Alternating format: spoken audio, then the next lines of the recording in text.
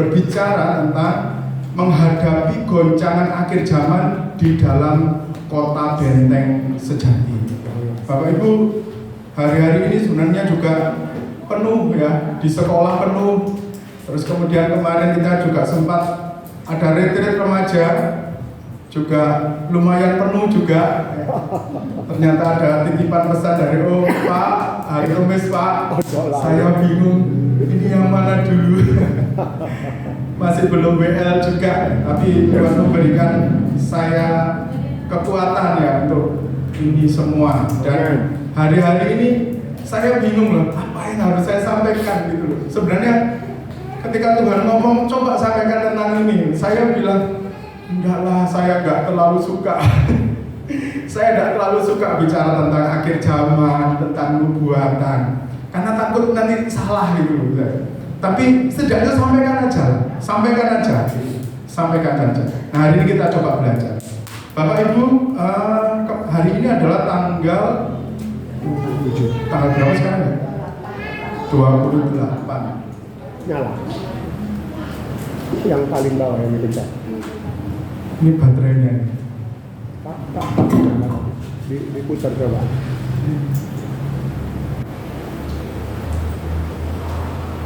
Lampu merahnya nyala nggak? Nyala, itu ngasih musim cabut dulu, Pak, ini cabut sih, cabut lagi. Alah. Sekarang tanggal 28 ya? Minggu yang lalu tanggal kurang 7 ya, 21. Seminggu yang 2 minggu berikutnya berarti tanggal 14 Mei. Bapak Ibu tahu tanggal 14 Mei itu hari apa? Yang jelas hari Kamis. Ya? Hari Isra Mi'raj. 14 Mei itu adalah hari kemerdekaannya Israel, Bapak Ibu. Saya 14 Mei 1948 dia merdeka ya. Terus kemarin waktu 14 Mei saya itu suka kadang-kadang Israel itu negaranya gimana sih gitu loh. Nah, di situ ada channel YouTube namanya Relaxing Walker. Jadi maksudnya adalah pejalan kaki santai. Jadi dia itu keliling kemana-mana, mungkin sambil pakai kamera, action kamera mungkin ya, dia jalan dan saya tahu, oh ini daerah ini meskipun tidak pernah ke sana ya. Nah, repotnya orang Kristen kan tidak ada sebuah kewajiban untuk ke sana ya, sehingga nanti kita pulang terus dikasih gelar haji misalnya, tidak ada. Tapi memang negara itu menarik Bapak Ibu ya. Coba saya ini ada satu video tentang 30 detik kok. Nah, coba perhatikan. Bendera Israel itu putih, terus di tengahnya ada bintang Daud warna biru. Tapi yang menarik bagi saya adalah ada bendera yang lain gitu. Coba Ibu perhatikan, Anda hanya bendera Israel, ada bendera yang lain yang warnanya agak ke coklat-coklatan itu dan besar, itu yang paling atas itu. Bapak Ibu tahu itu apa? Ada tulisannya sebenarnya. Nah, saya tertariknya ke situ. Ya. Di situ ada tulisannya yaitu tentang Third Temple. Third Temple itu kalau dalam bahasa Inggris, bahasa Indonesia namanya kuil yang ketiga atau bait Allah yang ketiga. Jadi mereka itu sekarang sedang membangun bait suci yang ketiga, Bapak Ibu. Ada perencanaan seperti itu, dan ini kalau terjadi berarti ada tanda akhir zaman yang sudah dibuka, dan detik-detik menuju ke akhir zaman itu semakin lama semakin cepat, dan kita siap dan tidak siap harus siap lebih cepat lagi. Saya kira ya nantilah 20-30 tahun lagi, tapi enggak Bapak Ibu. Nah, nanti masalahnya di mana? Jadi gini, beberapa hari yang lalu 14 Mei Israel memperingati hari kemerdekaannya di tengah situasi Timur Tengah yang penuh dengan ketegangan. Dan sekarang itu kondisinya adalah gencatan senjata itu. Posisinya itu gencatan senjata. Ya, antara Israel dengan Iran, dan dia masih perang dengan yang lain, termasuk dengan Lebanon dan sebagainya. Belum lagi dengan milisi-milisi yang lain. seperti proksi-proksi itu, tapi didukung oleh negara lain yang lebih besar. Ditambah lagi dengan gaung dan gerakan pembangunan Bait Suci ketiga, Third Temple di Yerusalem. Nah itu kaitannya dengan masuk ke 46 ayat 3 Pak. Ya bagi dunia situasi ini adalah bumi yang berubah dan gunung yang goncang. Nanti kalau itu terjadi ke dalam laut, secara geopolitik dunia sedang bergeser dan berguncang hebat. Nanti kalau itu terjadi, karena semuanya nanti akan, nah ini masalahnya Bapak Ibu. Jadi kalau Bapak Ibu, saya tidak pernah ke Israel, tidak pernah memang ya. Tapi ini yang sebelah sini, ini adalah kompleks Masjid Al-Aqsa, Bapak Ibu. Dan itu yang yang warnanya emas itu adalah Dome of Rock, ya. Nah itu adalah dulu itu adalah bait suci yang kedua di zaman Herodes Agung. Nah dulu Tuhan Yesus juga sudah menubuhkan ya nanti itu dia akan hancur sampai tidak ada batu yang ada di atasnya, jadi rata dengan tanah. Yang menghancurkan adalah teman guru saya namanya Jenderal Titus dari Romawi. Jenderal Titus namanya. Ya bukan teman guru saya tapi kebetulan namanya sama. Nah rencana semua orang itu khawatir bahwa Israel itu akan mendirikan bait suci yang ketiga itu di situ gitu. Jadi di atasnya itu takutnya Pak itu mau dihancurkan dan diganti dengan bait suci. Nah kalau seperti itu, wah negara-negara saudara tiri kita itu marah besar. Sebabnya itu adalah situs Islam terbesar juga. Dan kalau itu terjadi, kegoncangan itu luar biasa. Bangsa akan melawan bangsa. Satu bangsa mungkin akan dikeroyok oleh banyak orang. Cuma masalahnya kita nggak tahu itu mau dibangun di mana. Ada yang bilang nanti di bawahnya itu. Ada yang bilang nanti itu dirobohkan terus dibangun. Dan kita nggak tahu. Tapi persiapan untuk ke arah sana sudah Bapak Ibu. Termasuk ketika 3 atau 4 bulan yang lalu saya sampaikan tentang Mazmur 46 ayat 2 sampai 3 yaitu tentang Bani Korah. Mereka sudah latihan untuk mempersembahkan ini sapi merah ya, untuk penyucian bait kudus, bait suci yang ketiga. Siap mereka Bapak Ibu.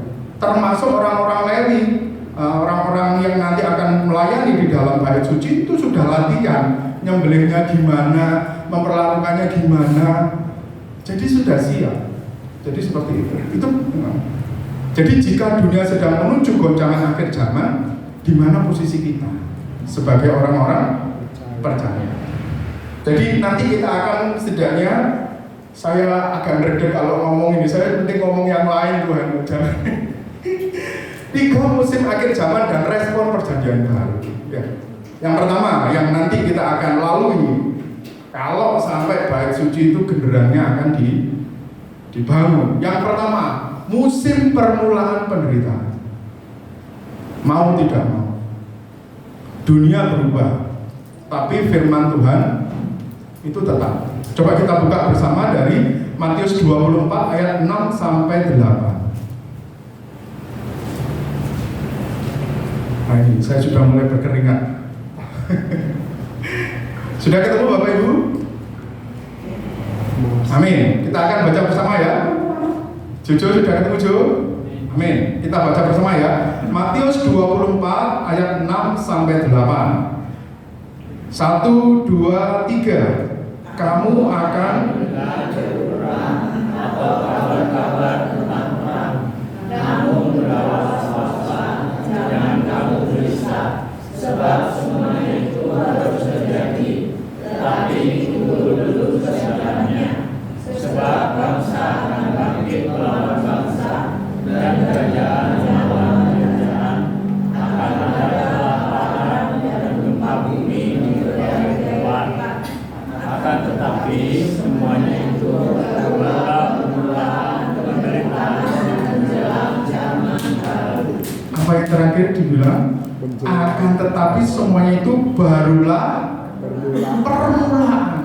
Cirinya di situ ini memang lama. Yang pertama apa tadi? Perang. Yang kedua apa tadi? Gempa bumi. Oh ya, perang terus kelaparan dan gempa bumi. bumi. Yang jelas, ya, Yesus menubuatkan bahwa menjelang kedatangannya akan ada deru perang, kelaparan dan gempa bumi di berbagai tempat. Dan Yesus menyebut sebagai birth pains atau permulaan penderitaan. Mau nggak mau. Sekarang negara yang sedang perang, ya. Kalau memang nggak seperti dulu ya Bapak Ibu. Jadi kalau negara itu perang, itu harus menyatakan perang. Indonesia menyatakan perang dengan Malaysia, berarti berhak untuk ngirim rudal dan sebagainya. Tetapi di zaman modern gini nggak boleh. Jadi menyatakan perang terbuka itu nggak boleh. Tetapi negara yang terlibat perang yang pertama adalah ini yang sekarang yang nggak selesai, hampir 1 tahun lebih, yaitu Ukraina melawan Rusia. Nggak selesai sampai sekarang. Ya, sampai ponakan saya itu sangat mengidolakan Vladimir Putin, sampai beli topinya topinya Rusia itu, karena dia sangat tertarik sama Vladimir Putin, ya, presidennya Rusia. Jadi posisi Ukraina itu ini Bapak Ibu, dan yang anak panah itu dari sana adalah Rusia, dan zona perang itu terjadi di anak panah itu. Si Rusia berupaya masuk dan berupaya untuk menguasai Ukraina, sampai mereka kan itu ngebom tentara-tentara itu. Ya, termasuk ada yang dari tentara Indonesia yang disersi ke sana, namanya Satrio siapa itu. Nggak tahu sekarang, nggak ada kabarnya. Masih hidup atau sudah mati. Yang terakhir itu katanya dia pengen pulang. Ya, Pak Prabowo minta kebesaran hatinya saya dipulangkan katanya gitu. Tapi kalau tentara itu sudah memproklamirkan untuk membela negara yang lain, itu berarti otomatis sudah disersi, jadi gitu. Dan terakhir dia dalam keadaan luka parah. Nah, habis itu tidak tahu kabarnya. Tapi sebenarnya yang kedua adalah ini yang lagi rame, yaitu Israel melawan Iran. Iran yang hijau itu, yang Israel yang warna-warna merah sama biru. Jadi Israel itu di sini kecil, Iran itu di sini. Jaraknya sekitar 1.500 sampai 1.700 km. Jadi dari Banyuwangi sampai ke Jakarta itu sekitar 1.000 km ya, dari situ sampai Bengkulu lah. Tapi kalau belok ya, tapi bisa perang Bapak Ibu. Dan hebatnya yang kemarin itu bahwa Israel itu pernah menyerang dengan 200 jet tempur. Itu dari sini ke sini 200 jet tempur bisa nyerang dan bisa kembali. Tidak ada yang jatuh, hebatnya itu di situ. Dan sampai sekarang itu masih, sekarang posisinya masih gencatan senjata. Jadi perang ada. Nah, kalau ini apa Bapak Ibu? Dari negara Korea Utara dan Korea Utara dan Korea Selatan tuh, loh Pak kok nggak ada perang? Iya, mereka itu sampai sekarang nggak perang atau nggak damai. Terakhir kali itu hanya gencatan senjata. Jadi kondisinya mereka itu perang. Ngomongnya gencatan senjata tahun 1953 sampai sekarang. Bukan ada perjanjian damai, enggak, tapi perang gitu. Dan ngomongnya adalah gencatan senjata. Jadi kalau perang sewaktu-waktu ya normal saja, karena mereka dalam kondisi gencatan senjata yang seperti itu. Termasuk juga konflik internal, ya, perang saudara di Sudan, Myanmar, Suriah. Dan kita tahu bahwa di negara-negara begini sebenarnya adalah konflik kepentingan negara besar. Mereka misalnya kubunya Om sama kubunya Pak Minggus misalnya. Misalnya saya dari negara besar mana ngasih uang sama senjata, saya juga ngasih senjata dan uang sama Om, suruh perang. Jadi seperti itu. Konflik dari sebenarnya kepentingan dari negara-negara besar. Dan juga negara-negara yang mengalami kelaparan. Jadi perang ya, kelaparan itu ini masih ada. Zaman sekarang itu kelaparan. Kalau dulu kan waktu zaman saya kecil ada negara Ethiopia. Ternyata Sudan, Haiti, Mali ini dari Afrika ya. Somalia, Republik Demokratik Kongo, Nigeria dan Yaman itu sampai sekarang itu ada kelaparan. Sampai sekarang Bapak. Jadi nah, kalau masalah gempa bumi, nah tadi kan perang, terus yang kedua adalah kelaparan.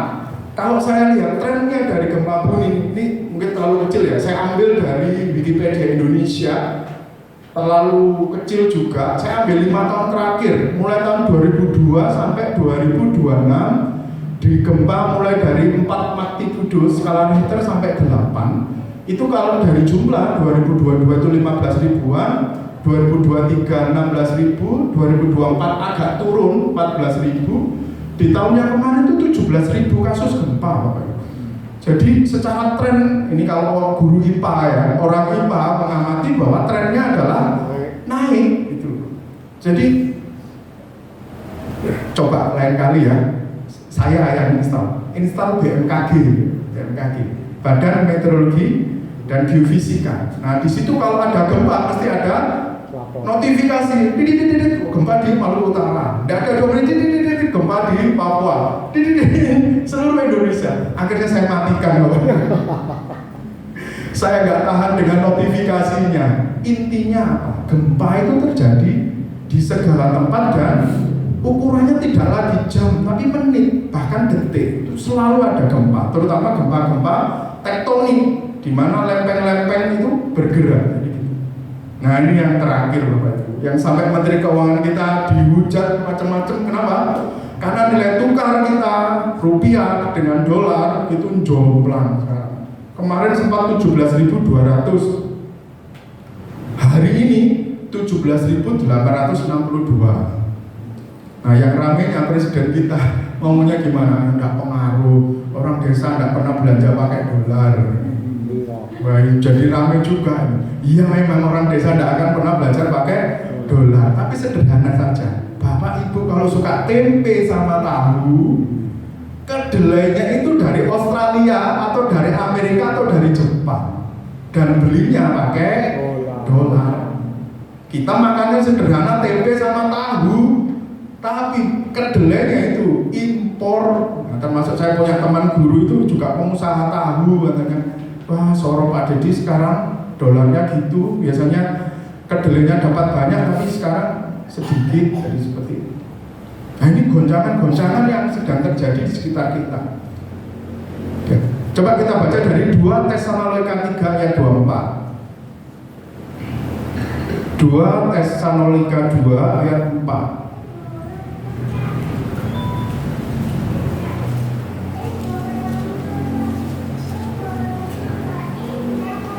Ketemu Bapak Ibu? Belum. Sudah? Amin. Kita baca ya. 2 Tesalonika 2 ayat keempat. 1, 2, 3. Yaitu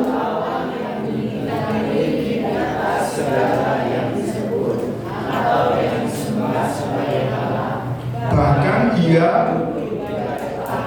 dan sampai seperti itu Bapak Ibu. Dicatat ini ya memang tafsirannya macam-macam, tapi ada beberapa tafsiran yang ngomong gini. Jadi memang bahwa bait suci itu memang akan berdiri kembali di akhir zaman. Dan di ulang tahun kemerdekaan Israel kemarin yang ke-78, berkibarnya bendera pembangunan bait suci yang ketiga itu adalah tanda bahwa Israel itu sudah mulai bertunas. Pohon ara itu sudah mulai bertunas. Kita coba lihat dari Matius 24 ayat 32. Matius 24 ayat 32. Saya akan cepat Bapak Ibu. Saya lihat jam 6 kurang seperempat. Sudah ketemu? Udah ya? Kita baca Matius 24 ayat 32. 1, 2, 3. Berilah pelajaran apabila kamu tahu musim panas sudah dekat Bapak Ibu. Israel sudah mulai membangun bait suci yang ke-3, dan itu nanti lokomotif kejadian berikutnya akan terjadi. Saya harapkan sebenarnya ya tahun 2050 atau kalau misalnya saya sudah nggak ada baru terjadi gitu ya. Karena ini kalau secara orang IPA dan sebagainya ngeri juga. Tapi kita tahu bahwa di Mazmur 46 ayat 23 bahwa ada Tuhan setiap musim hidupku, bahwa bumi boleh goncang, dan kita percaya bahwa kita tidak perlu takut. Itu adalah tanda musim bahwa kedatangan Tuhan juga sudah dekat. Di musim permulaan penderitaan dunia ini Tuhan kita harus tempatkan sebagai tempat perlindungan. Takut ya takut sih, tapi kita punya Tuhan yang sebagai Tuhan perlindungan bagi kita. Tuhan perlindungan, Tuhan tempat perlindungan bagi kita. Yang kedua, musim yang akan kita lewati, musim goncangan iman, dan kita harus bisa menolak menjadi seperti Korah yang modern. Kita buka bersama dari Lukas 21 ayat 34 sampai 36. Lukas 21 ayat 34 sampai 36. Mohon maaf ini kita baca Alkitab agak banyak. Yang 3 atau 4 bulan yang lalu saya lebih banyak untuk membacakannya. Ya, harapan saya adalah ketika membaca itu kita imani. Sudah ketemu? Lukas 21 ayat 34 sampai 36. 1, 2, 3. Jagalah pesta pora dan serta dan supaya hari Tuhan seperti suatu sebab ia akan berjaga-jagalah senantiasa supaya kamu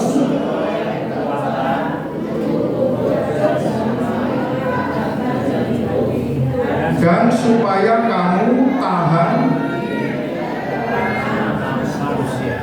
Sebenarnya kalau 3 ayat ini kita uraikan itu jadi sesi sendiri. Ayat ini padat sekali, tapi prinsipnya adalah musim yang kedua yang akan kita lewati. Yang pertama tadi musim apa Bapak Ibu? Permulaan penderitaan. Yang kedua adalah musim goncangan iman. Di akhir zaman Yesus mengingatkan kita agar hati kita tidak syarat oleh apa tadi? 1. Pesta pora, 2. Kemabukan, dan yang ketiga kepentingan duniawi. Nah, ini membahasnya juga panjang dan lebar sebenarnya. Tidak hanya juga pesta pora secara rohani, secara jasmani juga rohani, kemabukan jasmani dan rohani. Tidak hanya mansion house, ya, apalagi Johnny Walker, ya itu ya. Saya lihat di Indomaret itu dijual, ya. Bukan tentang kemabukan seperti itu, tapi juga yang lain. Kalau kita bicara 3 atau 4 bulan lalu saya sempat bahas tentang Mazmur 46. Yang menciptakan atau yang menulis Mazmur 46 itu adalah Bani Korah. Bani Korah adalah keturunan dari Korah. Bukan Daud, yang nulis Mazmur 46 bukan Daud, tapi namanya Bani Korah, anak-anaknya Korah. Korah itu bisa binasa, bisa jatuh dalam dosa. Karena sebelumnya itu kan dia itu pembawa perkakas emas untuk penyembahan di bait suci, dan dia menginginkan kedudukan lebih. Dia ingin kedudukannya Harun sebagai imam. Akhirnya dia dihukum, bumi terbelah, Korah masuk ke dalam. Jadi seperti dikubur hidup-hidup. Jadi dia hanya Korah itu binasa fokus pada apa? Kedudukan. Nah, kita kan punya kursi ini, semua berarti punya kedudukan. Yang kedua, politik. Ya, dia ingin lebih dari yang sudah diberikan oleh Tuhan waktu itu. Sudah kedudukannya mentereng itu masih minta lagi ya. Dan keduniawian, bukan pada hadirat Tuhan, meskipun dia setiap hari ada di bait suci, di bait Allah. Dan di akhir zaman ini banyak orang Kristen itu goncang karena mau menjadi Korah-Korah modern itu. Pingin kedudukan, pingin dudukan politik, dan pingin keduniawian. Itu yang dikejar, bukan mengejar tentang hadirat Tuhan. Korah itu setiap hari ada di gereja, di bait Allah, tapi dia nggak mengejar hadirat Allahnya, dia mengejar kedudukannya, dia mengejar posisi ya istilahnya. Jadi seperti itu. Nah, jangan sampai kita akan menjadi Korah-Korah yang baru, Bukan Korah cuci piring, itu bukan. Kebetulan namanya Korah. Nah kemarin Master Korah adalah wes terima kasih untuk Bu A sama Bu Lita ini. Jadi S2-nya tentang Korah. Terima kasih sudah bantu memfasilitasi anak-anak remaja. Jadi di tengah sistem dunia yang berguncang ini, jangan cari perlindungan pada uang. Itu memang penting Bapak Ibu, asuransi itu penting. Tapi yang ada yang jauh lebih penting dari, termasuk logika kita, cara berpikir kita, cari perlindungan pada Kristus. Nah di dalam perjanjian baru, bait suci yang sejati bukan lagi gedung yang di Yerusalem itu, melainkan hidup kita yang dihuni oleh Roh Kudus. Kalau Israel sekarang sibuk untuk membangun bait suci yang ketiga dan dunia akan goncang karena dia, maka harusnya yang kita pentingkan sekarang bukan bangun gedungnya, karena bait Allah, karena gereja itu bukan gedung ini sebenarnya. Nah itu betul suci. Bait Allah itu kita, setiap kita. Jadi kita harus memberikan masukan-masukan, membangun yang positif tentang kerohanian yang ada di dalam diri Bapak Ibu, termasuk saya. Di retreat remaja kemarin kita ada temanya juga menggelegar. Temanya apa Jo? Unshakable Generation. Jadi generasi yang tidak tergoyahkan. Saya pakai bahasa Inggris itu mengikuti mereka Bapak Ibu. Sebenarnya kalau saya ngomong bahasa Inggris ya, lidah saya keselio juga.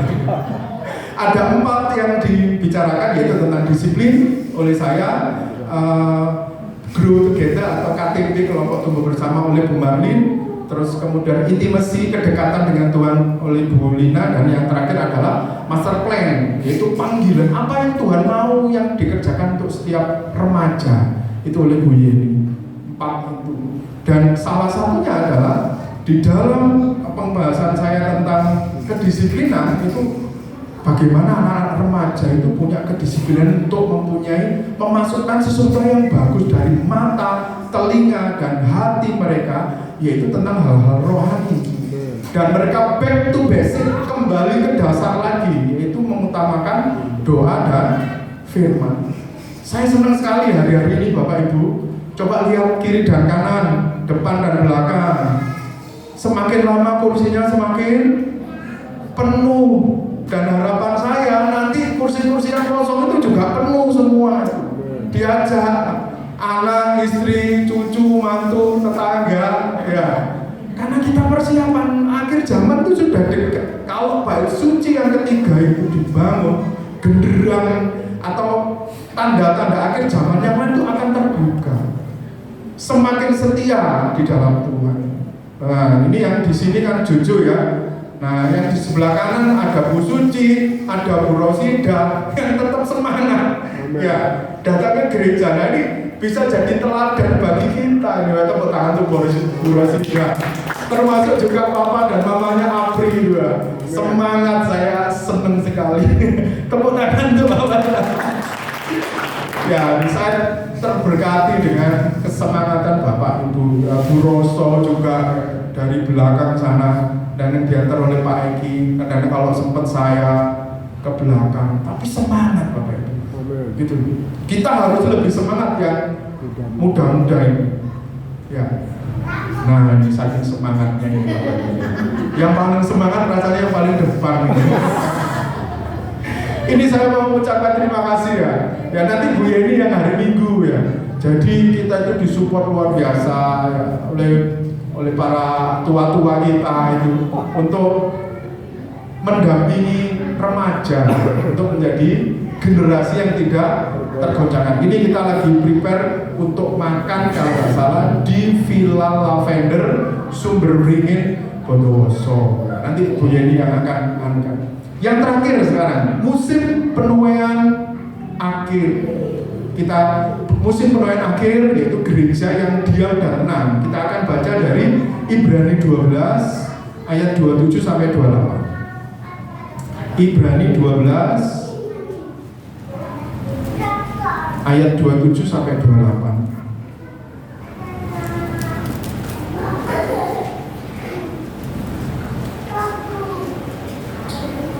Sudah ketemu? Amin. Kita baca ya 2 ayat. Ibrani 12 ayat 27 sampai 28. 1, 2, 3. Ungkapan satu kali lagi menuju kepada perubahan apa yang dapat diucapkan. karena ia dijadikan supaya apa yang tidak terrencanakan. jadi Karena kita menerima kerajaan yang tidak terrencanakan. marilah kita Syukur dan beribadah kepada Allah. menurut cara yang dengan 2 ayat ini juga kalau diuraikan itu jadi 1 jam sendiri sebenarnya. Jadi saya bahas kulitnya saja. Ya. Jadi pada prinsipnya adalah bahwa penulis Ibrani itu mengatakan bahwa Tuhan akan menggoncangkan sekali lagi bumi dan langit supaya tinggal tetap apa yang tidak tergoncangkan. Bahasa kasarnya itu diayak. Misalnya gitu ya. Yang nggak tahan akan mental, yang tahan akan tetap ada di sini. Kasarnya gitu. Contoh nyata adalah kalau bapak ibu, saya selalu memberikan contoh ini kepada remaja. Kalau bapak ibu masuk gereja, di kanan itu ada foto. Nggak tahu itu foto tahun berapa. Coba diamati, mana yang ada di foto ini tetap ada di sini dan yang sudah nggak ada. Kalau nggak ada pun karena dia pindah ke kota yang lain untuk kerja, tapi masih ke gereja, nah itu masih nggak masalah. Tapi ada juga yang sudah meninggalkan imannya, berarti dia tergoncangkan. Ini juga peringatan bagi saya. Apakah saya akan menjadi generasi yang tidak tergoncangkan? Jadi ketika kita mendampingi remaja itu juga satu beban bagi saya. Apakah saya juga akan tergoncangkan atau orang yang tidak tergoncangkan di akhir zaman dan tetap pegang setia kepada iman kepada Tuhan Yesus? Dan di Mazmur 4 ayat 11 dikatakan bahwa diamlah dan ketahuilah bahwa akulah Allah. Di Perjanjian Baru, diam dan tenang ini diwujudkan dalam ketekunan orang-orang kudus yang tetap melayani di tengah badai. Jadi meskipun ada goncangan dan bagaimanapun, nah itu pilihan kita 2, tetap setia atau terpental. Jadi seperti itu. Jadi biarlah bangsa-bangsa sekarang itu ribut. Saya itu kalau di sekolah Bapak Ibu, ini juga mohon maaf ya untuk Bapak Ibu dan juga orang tua. Jadi ketika kemarin di sesi Groove Together, kita sharing tentang apa yang Tuhan sudah lakukan dan juga hal-hal yang terjadi dalam kehidupanmu. Dan kita itu sempat kaget juga, ada shocknya juga. Jadi anak-anak kita itu di luar Bapak Ibu mengalami kasarnya itu diskriminasi ya. Ya, jadi kalau dibaca di Matius 27 ayat 27, Tuhan Yesus itu juga bukan sempat ya, ketika zaman hidupnya mau disalib kan diolok-olok. Raja Yahudi, katanya Raja Yahudi menyelamatkan dirinya aja nggak bisa. Di Matius 27 dikatakan bahwa prajurit itu menganyam mahkota duri dan mahkota dan ditempatkan, terus dikasih bulu itu mungkin seperti bambu ya, atau pipa paralon panjang, suruh pegang, dikasih jubah ungu, habis itu bulunya dipegang, dipukulkan ke kepalanya, mengolok-ngolokannya gitu. Dan Yesus waktu itu usianya adalah 33 tahun, sudah dewasa Pak. Coba Bapak Ibu kalau dianukan gitu ya, dikasih jubah sepertinya dihormati, dikasih mahkota duri, dikasih bulu yang mungkin seperti orang peri itu ya untuk tongkat komando, tapi terus diambil dipukulkan. Itu yang Matius. Yang Lukas ngomong bahwa diludahi, disembah, tapi ditampar. Jadi seperti itu. Nah, anak-anak kita juga sama. Ternyata banyak juga yang seperti itu. Kita harus bisa menguatkan mereka. Saya sebagai orang tua pun kadang-kadang juga masih sering seperti itu ya. Kemarin waktu Paskah itu ada satu guru yang ngomong, cuman ya Pak, kematian ya Pak ya. Iya Pak, kematian nggak Pak ya? Agak pergi terus ngomong, Tuhan kok mati. Tapi nggak tahunya bahwa hari Jumat, Sabtu, terus minggunya Tuhan hidup. Kita tidak menyembah Tuhan yang mati, tapi kita menyembah Tuhan yang. Nah itu yang perlu kita tegaskan kepada anak-anak kita biar punya hati yang besar, bahwa kita tidak menyerahkan hidup kita pada sesuatu yang mati, sesuatu yang tidak punya jaminan, tapi kita punya satu jaminan kekekalan di dalam Tuhan. Tuhan memang hari Jumatnya memang mati dan masuk ke dalam teleng Palimengan, ke dalam kerajaan untuk memberitakan Injil kepada orang-orang yang sudah mati sebelum Tuhan Yesus. Kamu mengakui saya sebagai juru selamat? Enggak. Kalau mengakui, ayo. Dan jaminannya adalah kekekalan. Dan anak-anak kita itu ternyata mengalami seperti itu. Jadi ayo kita diajak ngobrol ada di sekolah atau di rumah, ada apa, atau di tetangga ya, sehingga anak-anak terus tidak patah, karena kita itu sudah meletakkan iman yang benar di dalam Tuhan Yesus. Kita percaya kepada Tuhan yang hidup, bukan Tuhan yang mati. Jadi di sekolah itu saya juga sering seperti itu ya meskipun sembunyi-sembunyi saya dengar juga gitu loh. Tapi tetap saya tunjukkan bahwa saya sudah cerita pada anak remaja. Maaf ya Bapak Ibu, kalau di sekolah negeri itu biasanya sering guru itu yang paling disukai bukan karena guru yang ngajarnya enak, enggak. Guru yang disukai itu adalah guru yang banyak jam kosnya. Itu guru favorit Bapak Ibu. Dan kita itu saya terutama paling nggak disukai. Kenapa? Karena jam kosnya sedikit. Ketika bel masuk, saya masuk dan ngajar. Dan itu hal yang aneh bagi mereka. Saya pernah ngajar sampai jam terakhir ya, saya tolak-tolak kok sepi kemana, ternyata sudah pulang semua. Jadi tinggal kelas saya dan anak-anak. Nah ini ada murid saya ini, ada Apri, ada Esther Yemimaneria. Saya agak galak sama anak-anak. Jadi mereka tidak ada yang berani, Pak itu sudah pulang, ayo kita pulang, nggak ada. Jadi sampai jam terakhir. Kita harus punya, saya bilang kepada anak remaja, kita harus punya kualitas yang berbeda. Ya, itu yang karena kenapa? Karena di dalam saya ada Tuhan Yesus. Jadi saya termasuk nyonya itu juga agak aneh kalau sekarang di sekolah negeri. Yang lainnya nggak ngajar atau berupaya untuk nakal, waktunya ngajar kok malah catur, seperti itu. Nah, aneh kok ya. Tapi kita berupaya untuk, ya kita memang anaknya Tuhan Yesus. Kita harus beda dengan yang lain. Amen. Jadi ayo Bapak Ibu diupayakan anak, istri, mantu pergi ke gereja.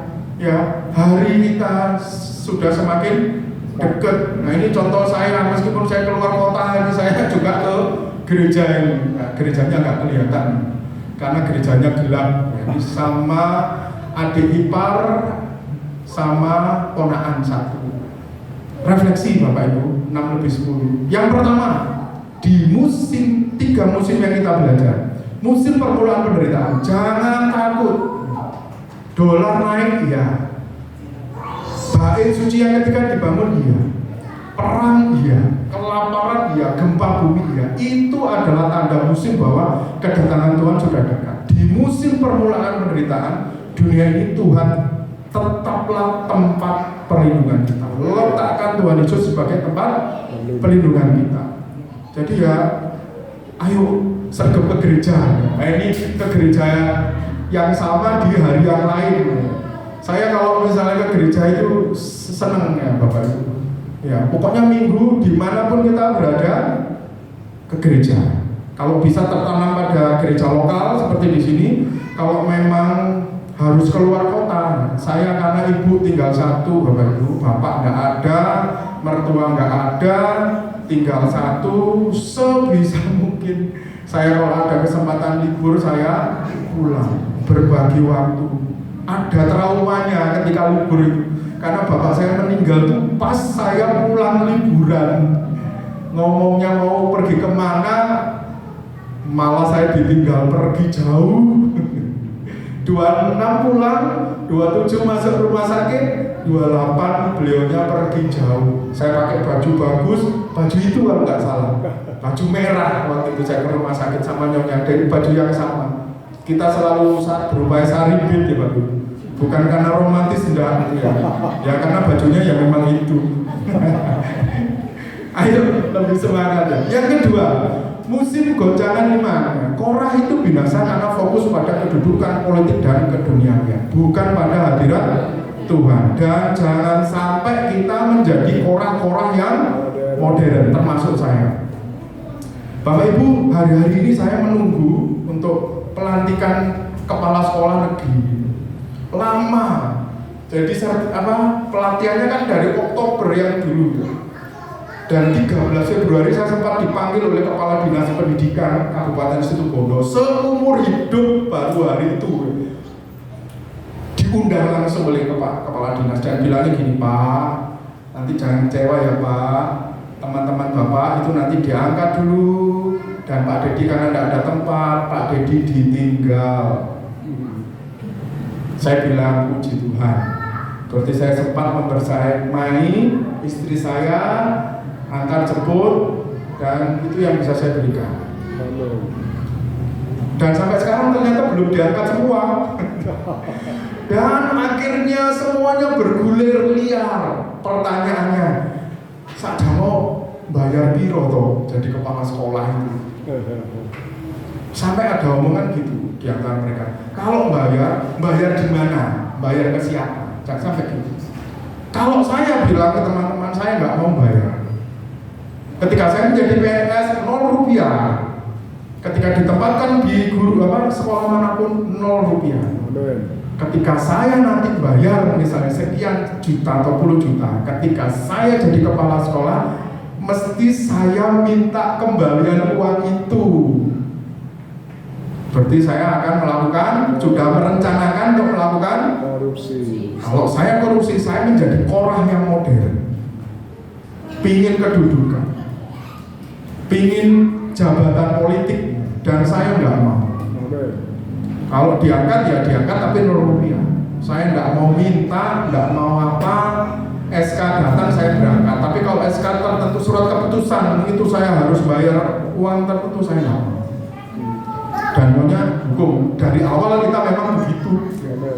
Nah ini saya. Yang ketiga, musim penuaian akhir. Biarlah bangsa-bangsa ribut tentang bait suci fisik di Israel, tetapi marilah kita, saya senang sekali ini istilahnya setengah full house, hampir penuh, sibuk membangun bait suci setiap kita, sibuk membangun gereja. Karena gereja itu adalah bapak dan ibu, gitu loh, bukan gedung ini. Saya senang sekali dalam kondisi seperti ini kita hampir penuh. Saya harapkan nanti kursi-kursi kosong itu juga akan semakin penuh. Ya, untuk mempersiapkan kita menyambut kedatangan Tuhan Yesus. Jadi itu. Bapak malah macet. Ya, sudah terakhir Bapak Ibu. Nah, ini yang saya lakukan di remaja kemarin. Ya, berupaya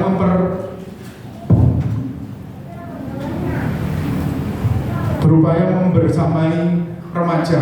Ini ketika saya tanggal 14 Mei kemarin mengingatkan kita bahwa jam nubuatan Allah sedang berdetak lebih cepat.